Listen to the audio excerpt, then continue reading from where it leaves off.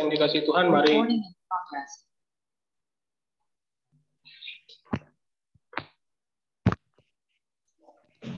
sama-sama kita mempersiapkan hati kita. Kita mau berdoa, persiapkan diri untuk kebenaran firman Tuhan. Kita berdoa. Bapa, kami bersyukur untuk kemurahan Tuhan di dalam kehidupan kami, untuk keselamatan yang begitu indah. Ketika kami mendengar Tuhan berkata dengan jelas bahwa akulah jalan itu, akulah kebenaran itu, akulah hidup itu. Dan hanya di dalam Yesus kami mendapatkan jalan, kebenaran, dan hidup yang kekal. Dan saat ini sebagai komunitas iman, sebagai gereja, sebagai tubuh Kristus, kami mempersiapkan hati kami, diri kami, pikiran kami untuk merenungkan kebenaran firman Tuhan yang senantiasa relevan dan begitu indah untuk menjadi penuntun hidup kami, untuk menjadi pemulihan bagi hidup kami, untuk menjadi penyegar bagi hidup kami, untuk kami memuliakan Tuhan. Terima kasih Bapak, kami mau menyerahkan waktu ini ke dalam tangan kuasa-Mu. Kiranya Tuhan yang memberkati semua jemaat dimanapun berada saat ini yang beribadah melalui dari rumah masing-masing. Tuhan memberkati semua device dan semua jaringan supaya tidak ada kendala apapun di dalam beribadah untuk waktu ke depan ini. Di dalam nama Tuhan Yesus kami berdoa dan mengucap syukur. Amin. Suaraku balik.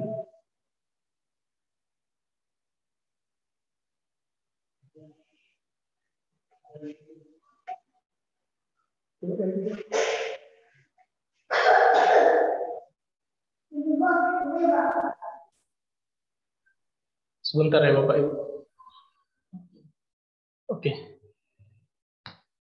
Baik, mari Bapak Ibu kita membuka Alkitab kita mau mendengarkan kebenaran firman Tuhan yang akan dibacakan oleh Bapak Franky.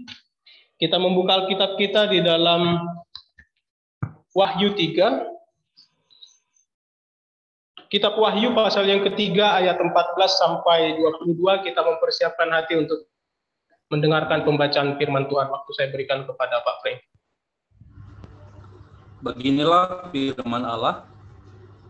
Wahyu 3 ayat 14 sampai 22 kepada jemaat di Laodikia, dan tuliskanlah kepada malaikat jemaat di Laodikia, inilah firman dari Amin, saksi yang setia dan benar, permulaan dari ciptaan Allah.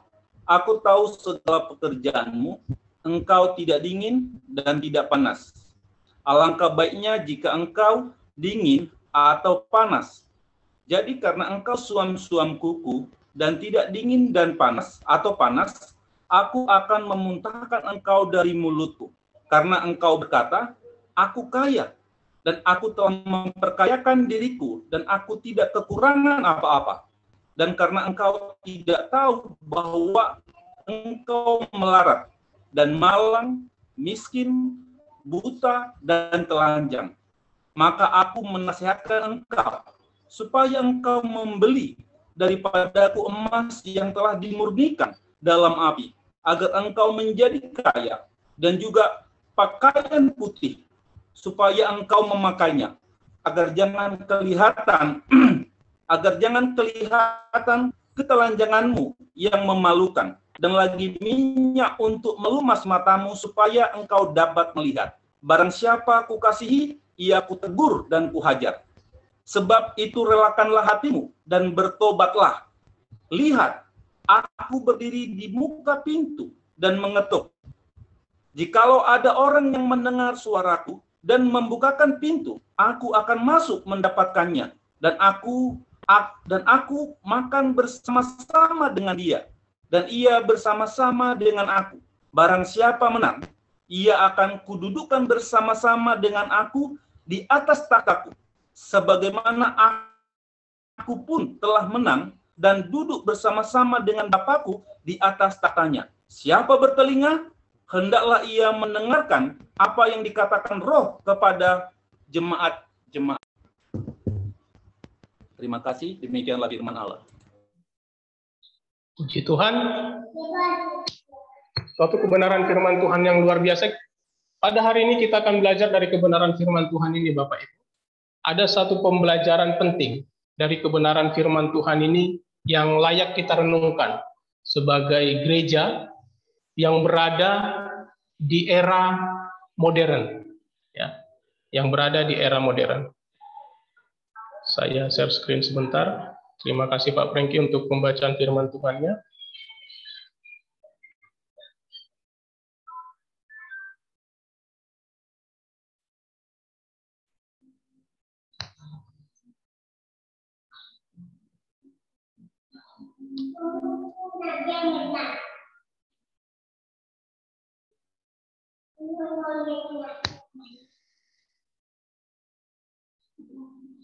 Ya, saya memberi tema untuk kita pada siang hari ini, suam-suam rohani, ya. Dari Wahyu 3, 14, 22 yang barusan kita baca, suatu pelajaran penting dari peringatan Tuhan kepada jemaat di Laodikia. Suatu pembelajaran penting.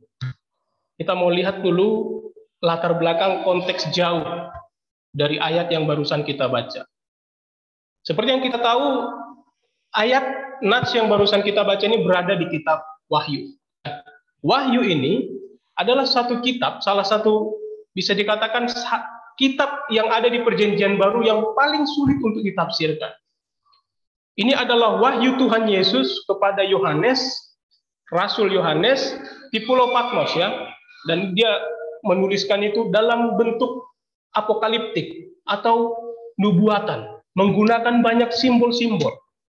Sehingga memang sulit untuk ditafsirkan. Buktinya apa? Bahwa hingga sejauh ini Bapak Ibu, telah ada 50 lebih tafsiran yang berbeda tentang kitab Wahyu. Semakin sulitnya ditafsirkan. Ada beragam penafsiran. Tetapi kitab ini masih relevan, masih penting bagi gereja, karena memang kitab ini diberikan untuk gereja. Dan pada level-level tertentu, dengan pendekatan yang benar, kita masih bisa memahami kebenaran firman Tuhan yang ada dari kitab Wahyu, relevan dengan kehidupan kita untuk mendorong kita bertumbuh sebagaimana yang Tuhan mau. Inilah yang menjadi konteks jauh dari ayat yang kita baca tadi. Nah, kita melihat bahwa di dalam Wahyu ada bagian yang pertama yaitu pasal 1 sampai pasal yang ketiga. Itu merupakan pendahuluan. Nanti masuk ke pasal 4 dan seterusnya. Itu yang paling sulit untuk ditafsirkan karena banyak mengandung simbol, tanda-tanda begitu ya. Tetapi kita masih tidak akan berada di pendahuluan dari pasal 1 sampai pasal yang ketiga. Nah, yang dibacakan oleh Pak Franky tadi adalah akhir dari pendahuluan. Akhir dari pendahuluan dari keseluruhan kitab ini. Dari pasal 2 sampai pasal 3 kita melihat itu adalah surat-surat yang diberikan kepada 7 jemaat di Asia Kecil, kepada 7 gereja yang berada di Asia Kecil. Kita mulai mengerucut, konteksnya mulai lebih dekat. Ya. Gereja manakah itu? Itu adalah gereja di Efesus, gereja di Smyrna, di Pergamus, di Tiatira, di Sardis, di Philadelphia, dan di Laodikia. Nats yang barusan kita baca tadi adalah gereja yang berada atau surat yang diberikan kepada gereja yang ada di Laodikia, ya. Nah, surat-surat ini berupa nasihat sebenarnya dan juga berupa peringatan untuk ketujuh gereja yang ada di Asia Kecil itu. Ketujuh gereja ini terindikasi memiliki persoalan masing-masing, ya. Dan ketujuh pesan ini disampaikan mewakili 7 persoalan moral dari ketujuh gereja tersebut. Pesan-pesan ini dirancang Tuhan untuk mempersiapkan gereja-gereja yang akan menerimanya agar mengamati standar etika tertentu yang ditetapkan Tuhan bagi masing-masing gereja. Nah, yang menarik Bapak Ibu, kalau kita baca pasal 1 dan pasal 3 pasal 1 sampai pasal 3 secara keseluruhan, kita akan melihat bahwa dari ketujuh gereja ini 6 gereja yang pertama itu masih mendapatkan pujian dari Tuhan Yesus. Tetapi Laodikia satu-satunya gereja yang tidak mendapatkan pujian. Langsung kecaman. Makanya itu menarik untuk kita pelajari ya.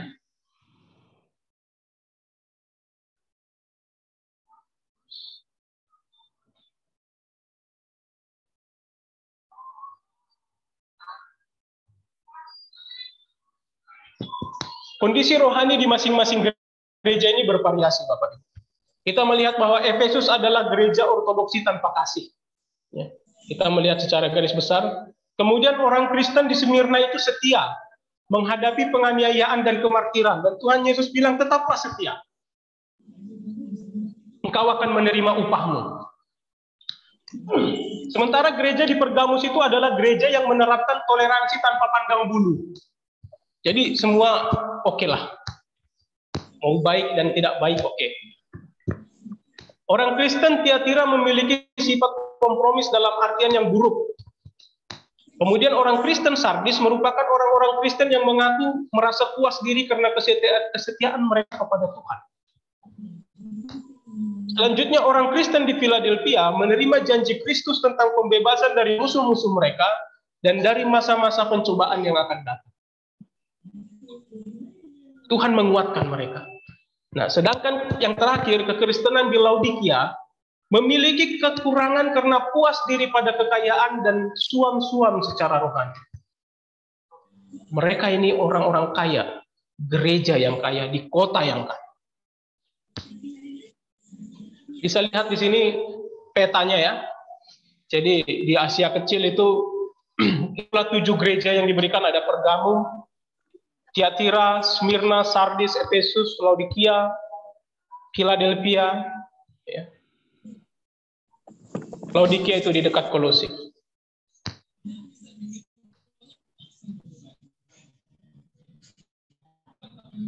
Nah, kita akan melihat secara khusus pesan atau firman yang disampaikan kepada gereja Laodikia.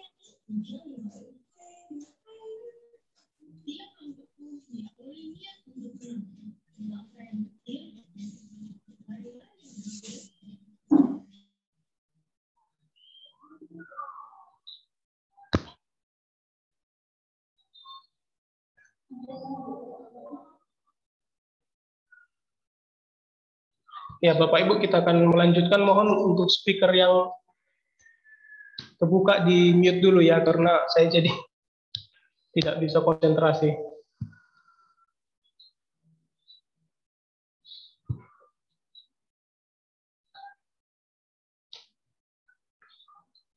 Baik, kita akan membahas secara spesifik tentang pesan yang disampaikan oleh Tuhan Yesus kepada gereja yang ada di Laodikia.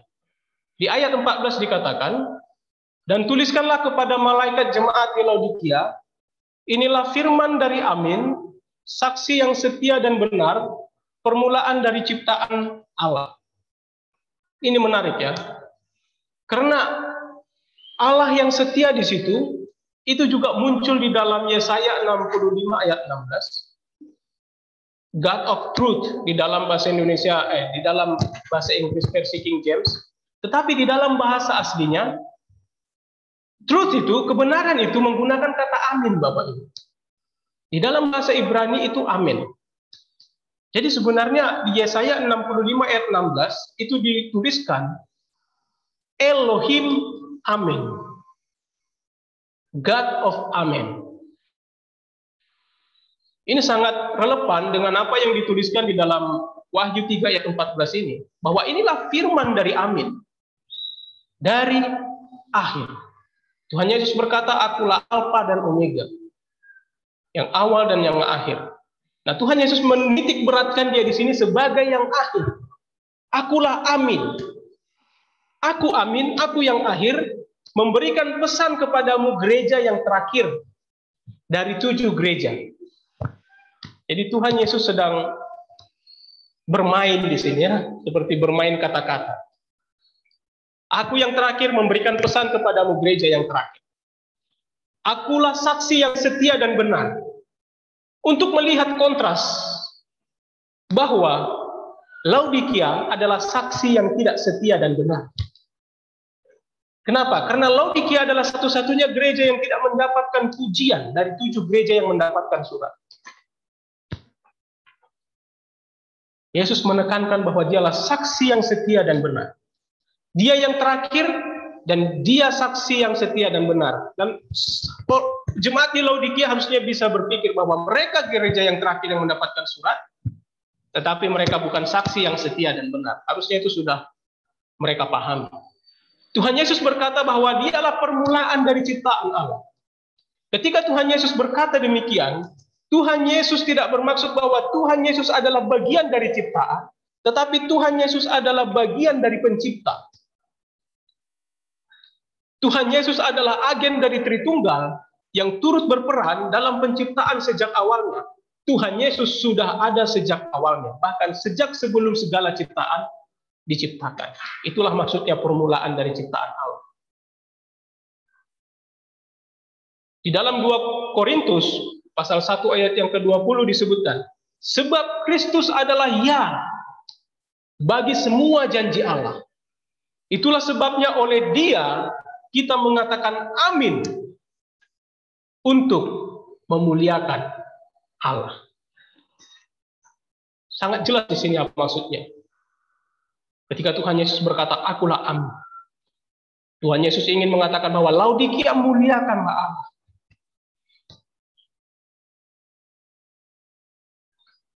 Selanjutnya kita bisa melihat di ayat yang ke-15 sampai yang ke-18. Tidak ada pujian ya. Kalau di gereja yang lainnya ada pujian. Ini langsung. Aku tahu segala pekerjaanmu. To the point. Engkau tidak dingin dan tidak panas. Alangkah baiknya jika engkau dingin atau panas. Jadi, karena engkau suam-suam kuku dan tidak dingin atau panas, aku akan memuntahkan engkau dari mulutku. Karena engkau berkata, aku kaya dan aku telah memperkayakan diriku dan aku tidak kekurangan apa-apa. Dan karena engkau tidak tahu bahwa engkau melarat dan malang, miskin, buta, dan telanjang. Sangat keras. Maka aku menasihatkan engkau, supaya engkau membeli daripadaku emas yang telah kumurnikan dalam api, agar engkau menjadi kaya. Dan juga pakaian putih supaya engkau memakainya, agar jangan kelihatan ketelanjanganmu yang memalukan. Dan lagi minyak untuk melumas kamu supaya engkau dapat melihat. Bapak Ibu, nats ini seringkali ditafsirkan dengan salah paham ya. Untuk itu kita perlu memahami latar belakangnya supaya kita bisa memahami dengan benar dan juga mengajarkan dengan benar. Karena ada yang menafsirkan begini, tidak panas dan tidak dingin itu artinya disuruh memilih antara panas dan dingin. Dan seringkali itu dipahami panas itu percaya Tuhan, dingin itu tidak percaya Tuhan. Jadi kalau kamu mau panas ya panas sekalian, percaya Tuhan. Kalau mau dingin ya dingin sekalian, nggak usah percaya. Ada pemikiran seperti itu. Atau barangkali kita pernah memikirkan hal ini seperti itu. Saya dulu memikirkannya begitu. Tetapi untuk bisa memahami maksud aslinya dari maksud Yesus ini adalah engkau tidak panas dan tidak dingin. Alangkah baiknya jika engkau dingin atau panas. Kita harus memahami latar belakangnya. Karena di sini dikatakan alangkah baiknya jika engkau dingin atau panas. Jika tidak percaya kepada Yesus, apakah itu baik? Tidak. Tapi di sini dikatakan alangkah baiknya jika engkau dingin atau panas. Berarti dingin dan panas adalah sifat yang sama-sama baik.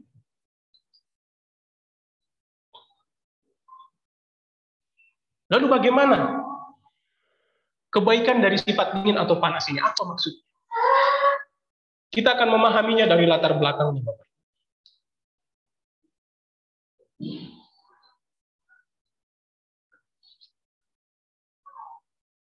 Kota Laodikia ini adalah kota yang sangat kaya. Berada di Asia Kecil, sekarang Turki modern. Ini merupakan kota yang kaya di bawah pemerintahan Kekaisaran Romawi, didirikan oleh Antiochus II, dan nama Laodikia itu sebenarnya dari nama istrinya. Nah, kota ini adalah pusat bisnis, ya, yang menghasilkan keuntungan yang sangat besar melalui produksi kain wol.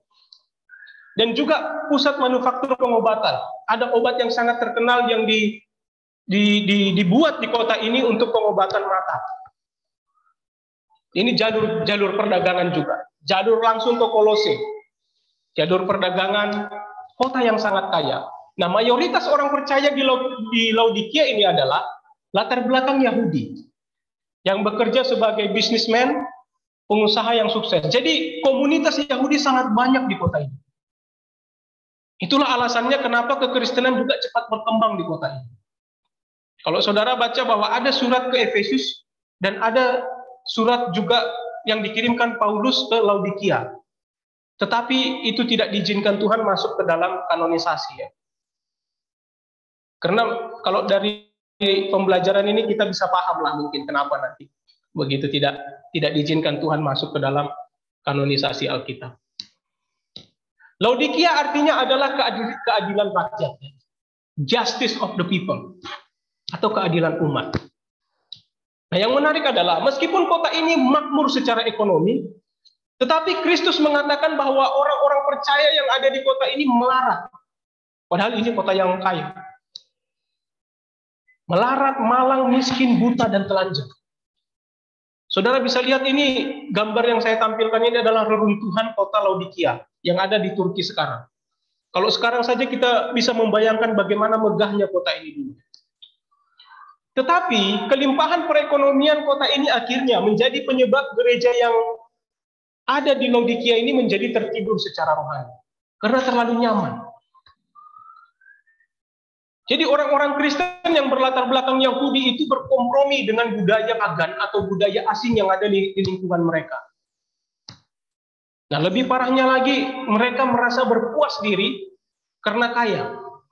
Jadi tidak lagi membutuhkan Kristus sebagaimana Kristus harus dibutuhkan, tapi Kristus hanya sebagai pelengkap saja. Nah, saat ini memang kota ini tinggal runtuhan dan ada di Turki modern. Ini juga jalan-jalan yang ada di sana dulu, ya, yang ada di Turki sekarang, bisa dilihat bagaimana megahnya sebenarnya kota ini. Kota ini pernah hancur, Bapak Ibu, tahun 60 Masehi karena gempa bumi. Dan pemerintahan Romawi menawarkan bantuan untuk membangun kembali kota ini. Tetapi penduduk kota ini menolak. Kenapa? Karena mereka mampu secara ekonomi. Dan memang mereka membangun kembali kota ini tanpa bantuan pihak luar. Dan luar biasanya ketika mereka membayar pajak pun, mereka membayarnya menggunakan emas. Itulah kenapa tadi Tuhan Yesus menyinggung, beli emas daripadaku yang murni. Karena Tuhan Yesus tahu mereka banyak emas, punya banyak emas, bahkan membayar pajak pun dari emas. Dan mereka bangga dengan itu. Nah, meskipun kota ini kota yang makmur, kota yang kaya, tetapi ada satu hal yang sulit ditemukan di kota ini, yaitu sumber air yang bersih. Air di Laodikia ini kotor, kemudian mengandung gas, dan tidak layak dikonsumsi. Jadi semacam pahit begitu, ya, ada rasanya. Kemudian tidak banyak sumber air bersih. Ada, tetapi tidak banyak. Padahal kota ini berada di lembah sungai yang cukup besar, tetapi sering kering ketika musim kemarau. Nah, seiring bertambahnya jumlah penduduk, karena kota ini kaya, banyak orang masuk, ya. Banyak penduduk-penduduk urban. Jadi wajarlah, seperti ibu kota, kota yang berkembang, kota yang kaya, pasti kita ingin ke sana, ingin memiliki hidup yang lebih baik. Akhirnya jumlah penduduk terus bertambah, jumlah air sedikit. Tidak ada cukup air untuk semua orang yang datang. Dan akhirnya apa? Mereka memikirkan solusinya, ya. Karena berbeda dengan kota tetangganya, di kota tetangganya itu di sebelah tenggara itu ada Kolose. Itu mempunyai mata air yang sangat dingin ya, yang sangat murni. Di Turki modern sekarang tetap namanya Kolosai ya, itu saya tandain di situ. Kemudian di sebelah utara ada kota Hierapolis.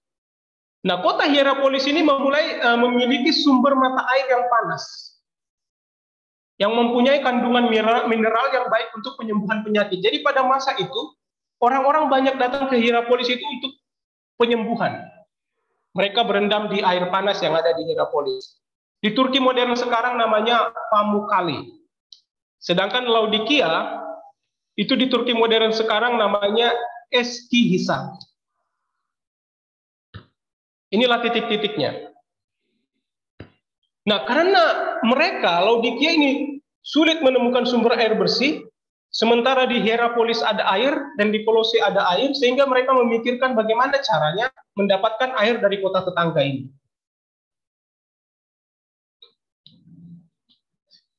Nah, air panas di Hierapolis ini menyembuhkan, Bapak Ibu. Sesuatu yang panas itu menyembuhkan. Orang banyak datang berendam ke Hierapolis. Dan air dingin yang ada di Kolose ini menyegarkan. Sesuatu yang sejuk itu menyegarkan. Inilah yang dimaksud Yesus. Kenapa? Alangkah baiknya jika engkau dingin atau panas. Panas itu menyembuhkan, dingin itu menyegarkan. Jadi dua-duanya sama baik. Tuhan Yesus sedang tidak bermaksud bahwa panas itu baik, dingin itu tidak baik. Atau panas itu percaya-percaya sekalian, dingin gak usah percaya sekalian. Dingin-dingin sekalian, tidak. Maksudnya adalah ini. Kita menjadi orang percaya yang panas apa? Menyembuhkan. Kita berperan sebagai orang percaya yang dingin apa? Menyegarkan jiwa. Dua-duanya sama baiknya. Nah, karena mereka tidak punya cukup air bersih, akhirnya Laodikia mengalirkan air panas dari Hierapolis. Atau kemungkinan juga mengalirkan air dingin dari Kolose untuk kebutuhan mereka. Jadi jarak dari Hierapolis ke Laodikia itu sekitar 6 km. Kemudian dari Kolose ke Laodikia itu sekitar 10 km. Nah, air dari kedua kota ini yang mereka ambil itu dikumpulkan di satu wadah. Dari situlah baru kemudian dialirkan ke rumah-rumah yang ada di kota di Laodikia. Sistem perairan mereka sudah sangat maju pada saat itu. Saya akan tampilkan buktinya nanti. Nah, percampuran air dan juga jarak yang jauh menjadikan air yang sampai di Laodikia ini sudah suam-suam kuku. Tadinya kan dari Hierapolis itu panas ya, tapi karena mengalir sejauh 6 km sampai di Laodikia itu sudah menjadi suam-suam kuku. Ditambah lagi kemungkinan besar bercampur dengan air dingin yang ada di Kolose. Karena kandungan mineralnya yang berbeda membuat air ini bercampur sehingga rasanya tidak enak. Kalau orang meminumnya itu ingin rasa memuntahkannya. Kalau yang enak itu kan air yang ada manis-manisnya gitu kan. Atau tidak berasa sama sekali, tidak berasa, tidak berwarna, tidak berbau gitu ya. Saya tidak promosi ini Bapak Ibu. Tetapi ini bukan nggak ada manis-manisnya, yang ada pahit-pahitnya begitu ya, karena pasti air panas yang ada di Hierapolis itu mengandung unsur belerang. Jadi ada unsur-unsur gas juga, bercampur dengan kandungan mineral yang berbeda, akhirnya ada pahit-pahitnya. Sehingga tidak enak. Orang ketika meminum itu akan memuntahkan. Memiliki kualitas yang buruk. Nah ini buktinya. Pada masa itu mereka sudah bisa membuat saluran air dari batu. Ini yang ada di Turki modern sekarang.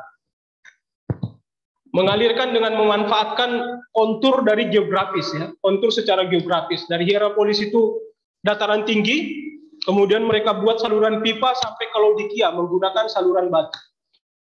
Air mengalir dari jauh. Ini juga bukan iklan pipa Bapak Ibu. Sampai ke Laodikia.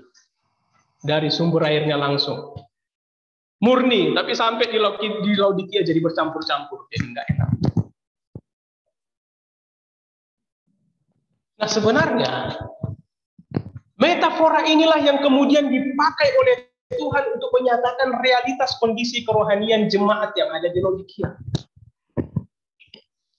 Kondisi air yang tidak layak konsumsi membuat siapapun yang meminumnya akan memuntahkannya kembali dan dapat membuat sakit. Demikianlah kehidupan orang-orang percaya di Laodikia. Tidak berbeda dengan orang-orang yang tidak mengenal Tuhan sama sekali. Jemaat di Laodikia ini hanya fokus mengejar status, mengejar kekayaan. Bahkan mereka berkompromi dengan pola-pola bisnis yang ada dengan orang-orang yang tidak percaya. Tujuannya apa? Supaya bisa memperoleh kekayaan. Tidak apa-apa berkompromi. Yang penting dapat untung. Meskipun mereka sudah percaya kepada Kristus. Nah, Tuhan menyatakan bahwa keadaan kerohanian yang seperti inilah yang membuat Tuhan memuntahkan mereka. Jadi seperti kondisi air yang ada di kota mereka, begitulah kondisi kerohanian mereka. Tidak dingin, tidak panas. Suam-suam kuku tidak enak untuk diminum. Akhirnya dimuntahkan. Itulah yang dirasakan Kristus terhadap kondisi kerohanian jemaat di Laodikia. Mereka tidak dingin, tidak panas, tidak menyembuhkan dan tidak menyegarkan. Ketika itu ada di mulut Tuhan Yesus merasakan itu tidak enak dan ingin memuntahkannya saja. Tetapi Tuhan Yesus katakan tadi apa? Kenapa Tuhan Yesus berbicara begitu keras kepada mereka? Karena barang siapa kukasihi, ia kutegur dan kuhajar. Sebab itu relakanlah hatimu dan bertobatlah. Tuhan Yesus sekeras ini karena Tuhan Yesus mengasihi mereka. Kalau tidak ditegur dan tidak dihajar, itu namanya Tuhan Yesus tidak kasih. Tapi karena Tuhan Yesus itu pengasih, di dalam kasih Tuhan ada juga kebenaran dan keadilan, ada juga ketegasan. Bukan hanya lemah lembut. Sehingga harus dihajar. Tujuannya apa? Supaya mereka bertobat. Nah, barang siapa kukasih, ia kutegur dan kuhajar. Sebab itu relakanlah hatimu dan bertobatlah. Lihat, aku berdiri di muka pintu dan mengetuk. Jika ada orang yang mendengar suaraku dan membukakan pintu, aku akan masuk mendapatkannya dan aku makan bersama-sama dengan dia dan ia bersama-sama dengan aku. Bapak Ibu, ayat Wahyu 3 ayat 20 ini merupakan ayat yang sangat familiar bagi kita. Kenapa? Karena mulai dari kecil kita mungkin sering melihat gambar ketika Tuhan Yesus mengetuk pintu, ya. Gambar di rumah orang Kristen. Kalau biasanya orang Kristen itu, apalagi orang Batak, kalau nggak perjamuan Tuhan pasti ini gambarnya. Kalau nggak gambar Yesus ada melingkar matahari di atas kepalanya. Kan itu gambarnya biasanya, mengetuk pintu begitu. Nah, sering juga ayat ini dipakai untuk penginjilan, ya. Sebagai bagian dari tahap akhir ketika menantang orang untuk percaya kepada Yesus. John Piper mengatakan bisa-bisa saja, boleh-boleh saja. Tetapi sebenarnya secara konteks itu tidak akurat. Sering ayat ini diambil di luar dari konteks. Sering ayat ini dalam tanda kutip disalahgunakan.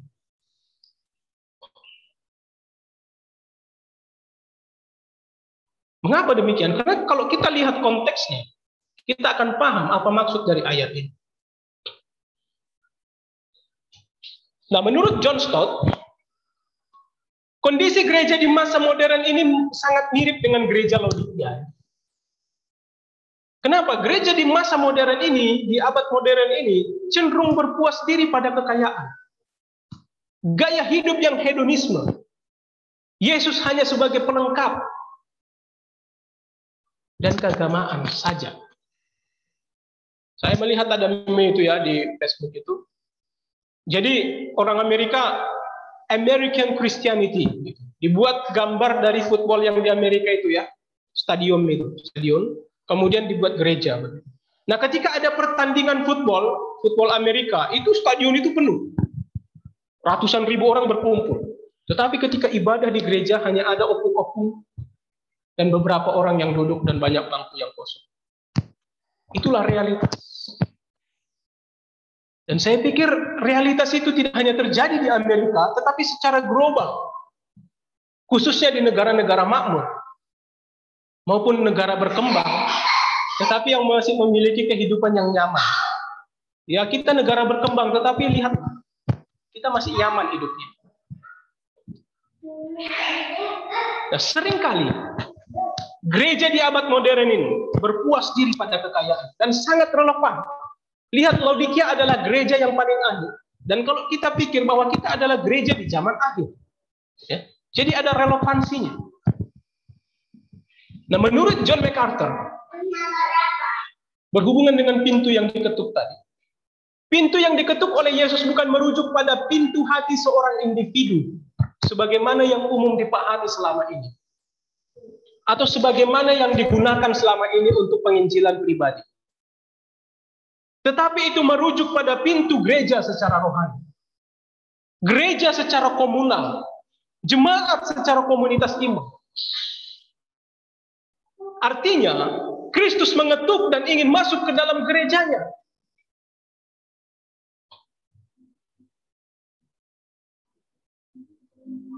Dikatakan oleh John Piper juga, perintah pertobatan yang disampaikan Yesus dalam konteks Wahyu 3 ayat 14-20 ini tidak merujuk pada pertobatan individual yang belum percaya. Meskipun hal itu mungkin dan sah-sah saja, tetapi utamanya merujuk pada pertobatan suatu komunitas orang yang telah percaya, yang telah mengenal Kristus, yaitu gereja, tetapi mengalami kesuam-suaman secara rohani. Saya mengutip ketiga pendapat John ini, ya, John Stott, John MacArthur, John Piper, supaya John Leonardo bisa menjelaskannya dengan baik. Karena ini sudah dituliskan oleh John the Apostle di dalam kitab Wahyu. Jadi kebetulan nama kami John semua, Bapak. Jadi memang oke lah, bolehlah. Masih suatu legitimasi yang baik, kata John Piper, menggunakan ayat 3, Wahyu 3 ayat 20 ini di dalam penginjilan untuk menantang orang. Tetapi harus dipahami, di dalam konteksnya ini bukan tentang mengetuk hati individual. Ini Tuhan Yesus sedang mengetuk pintu gerejanya. Mengetuk pintu secara komunal, secara komunitas. Buka pintu ini. Jika ada orang yang mendengar suaraku, kata suaraku itu merujuk kepada ketukan Yesus maupun ucapan Yesus yang sebelumnya. Dari ayat 14 sampai 18 sampai 19. Aku akan masuk. Aku makan. Itu presence di situ. Bentuk waktu sekarang. Aku makan. Dan aku akan bersama-sama dengan dia. Makan dan bersama dengan dia. Memang di situ seakan-akan si penerima surat adalah seseorang yang tunggal. Ya. Di situ memang si penerima surat itu singular, tunggal. Karena itu menjadi perwakilan. Tetapi tujuannya bukan hanya kepada orang perorangan. Secara gambaran, penerima yang tunggal itu hanyalah perwakilan dari jemaat Laodikia secara komunitas iman, secara gereja yang harus menerimanya.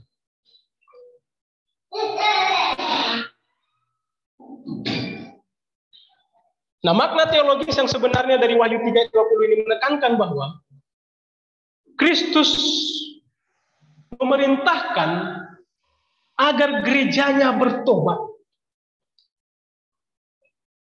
Pada konteks ini, agar orang di Laodikia yang khususnya latar belakang Yahudi yang sudah mengenal kebenaran firman Tuhan, bahkan sebelum lahir, ya, mereka sudah punya perjanjian lama, selalu membaca itu. Kemudian di dalam Kristus mengalami pertobatan. Kalau dipikir-pikir sempurna sekali kan iman mereka itu.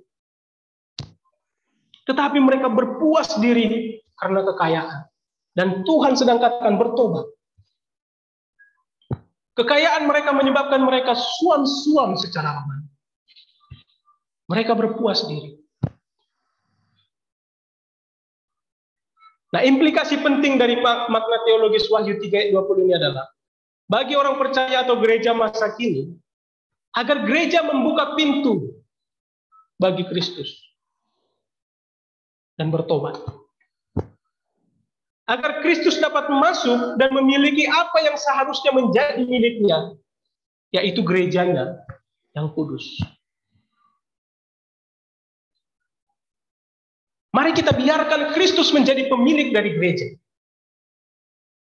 sebagaimana mestinya. Karena bukan kita pemilik gereja. Kita milik Kristus, kita gereja milik Kristus. Tetapi seringkali kita ambil alih posisi Kristus. Kita tutup pintu itu bagi Kristus. Dan kita kuasai apa yang seharusnya dikuasai oleh Kristus.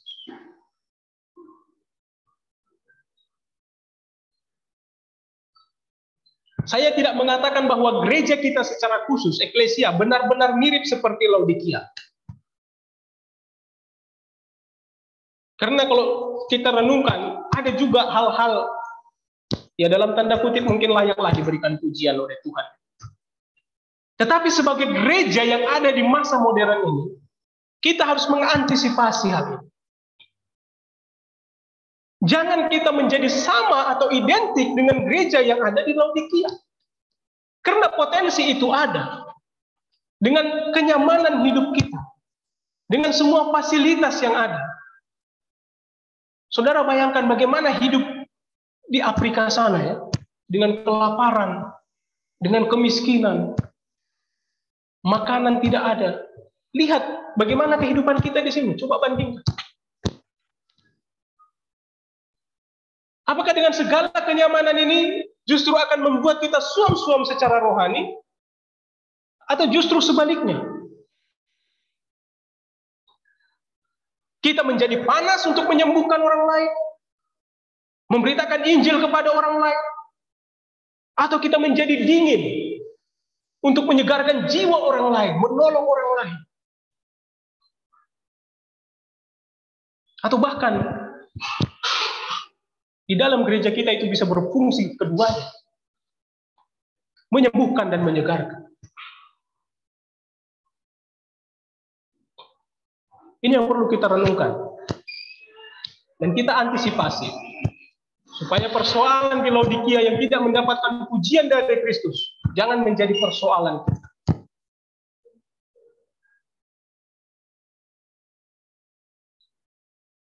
Nah, Wahyu 3 ayat 21 sampai 22 ini tidak hanya penutup kepada surat, tidak hanya menjadi penutup surat kepada Laodikia, tetapi secara umum ini menjadi penutup dari pasal 1 sampai pasal 3. Apa dikatakan di situ? Barang siapa menang, ia akan kududukan bersama-sama dengan aku di atas tahtaku. Sebagaimana aku pun telah menang dan duduk bersama-sama dengan Bapakku di atas tahtanya. Siapa bertelinga, hendaklah ia mendengarkan apa yang dikatakan Roh kepada jemaat. Lihat bagaimana relevannya perkataan Tuhan Yesus ini. Apa yang dikatakan Roh kepada jemaat-jemaat 2000 tahun yang lalu. Siapa yang bertelinga sekarang hari ini saat ini, hendaklah ia mendengarkan itu.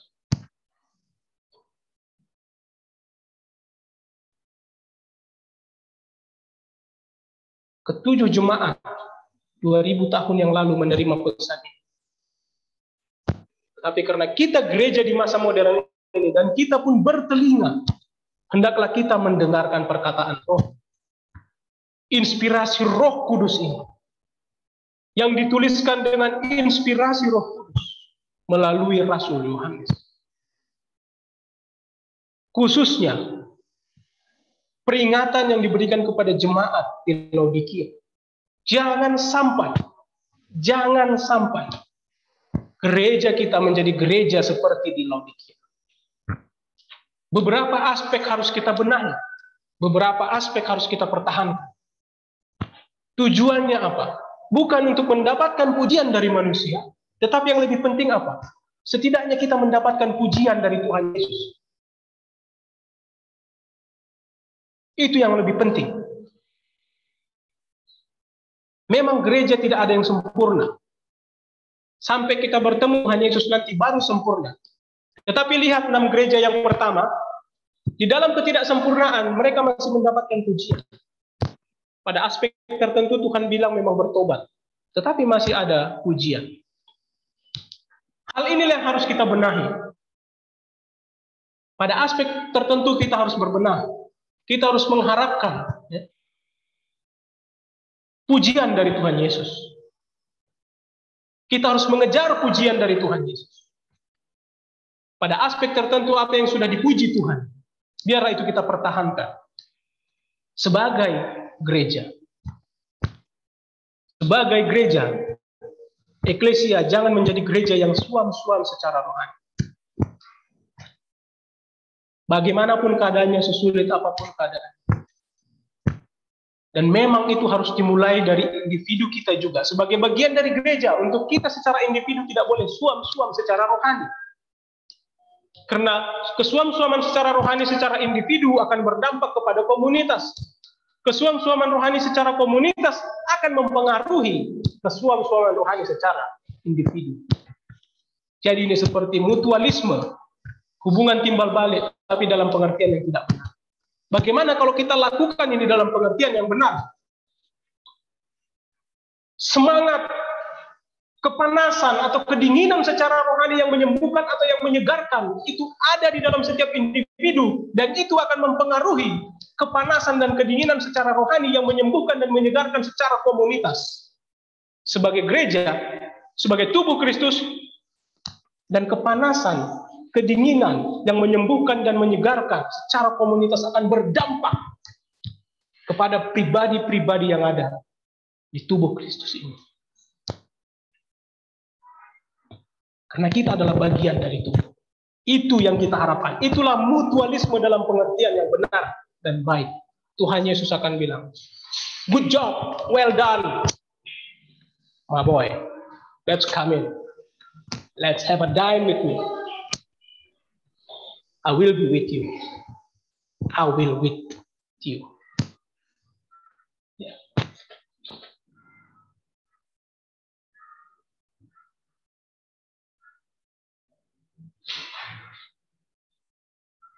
Mari Bapak Ibu, kita meresponi kebenaran firman Tuhan.